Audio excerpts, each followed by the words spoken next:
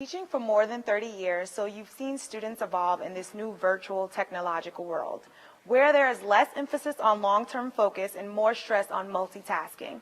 What are your views on this, and can you give any advice to the students? Multitasking, it's really critical in this environment. You have to be able to do things simultaneously. In my consulting firm, it means working on 1 or 2 or 3 projects in the same day. In my classroom, sometimes it means listening to me while you're texting. I hate that. One of the things that I do in my professional career is I give expert testimony on court cases involving unfair discrimination. So you've probably read about the Walmart case where women are bringing suit against Walmart because they don't have promotion opportunities the same as men. That's the kind of case that I get involved in. And it's oftentimes in the public sector with police or fire departments. And several courtrooms where I testify, the judge is so irritated by cell phones, he makes people put their cell phones in a basket before they walk into the courtroom. They're not allowed to have their cell phones in the courtroom. They have to shut them off and leave it in the basket. That's the way. I would love to do that in the classroom. So technology, pardon? Yeah, but these judges, you have to remember, I'm testifying in front of a federal district court judge. Federal district court judges are appointed for life by the President of the United States. They're really powerful people, and they know it. So they can do whatever they want in their courtroom. Several of these judges do that. I think it's a great idea. I have an iPhone, and I have all the technology, and I travel, and I use it. But we need to have that delicate balance between using it appropriately, using it at the right time, not while you're driving, not while you're sitting in a class, but that balance. And that's a tough one. I also get a little bit concerned, and you can tell me, but when I walked across the campus at UCLA, I was usually talking to my friends.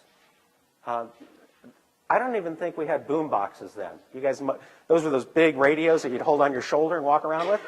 So we didn't have iPads or iPhones or other things that we could listen to music. Now I walk around the Penn State campus, and 2 out of every 3 students I see is either texting or has headphones on, not interacting with one another.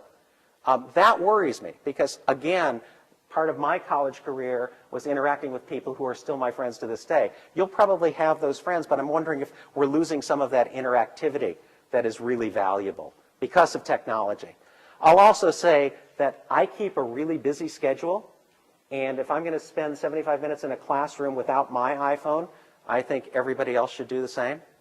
I don't think anybody in my class is busier than I am, so they don't have to text. And what's really remarkable to me is I have it on my syllabus, I mention it in class, and it still happens. And sometimes I teach classes with 15 people. Do you think I can't see? Underneath your desk? I mean, come on. So I think the technology is great, but we're taking it too far. How do you balance work and family life? What tips can you give to parents of the future while balancing may get significantly harder, seeing as we are the techno age? Wow, I don't know anybody who has the answer to that. It is really hard. When I was younger in my career, and of course my kids were younger, I was gone a lot. I would fly one place or the other because I had to meet with clients, and then I was in the classroom, and I missed a lot. Although my kids, I think, would tell you I was there for important things, and that's good, but it's very, very hard. I also had a wife who stayed home, which helped a lot. I don't know how dual career families do it, but they do, and many of them do.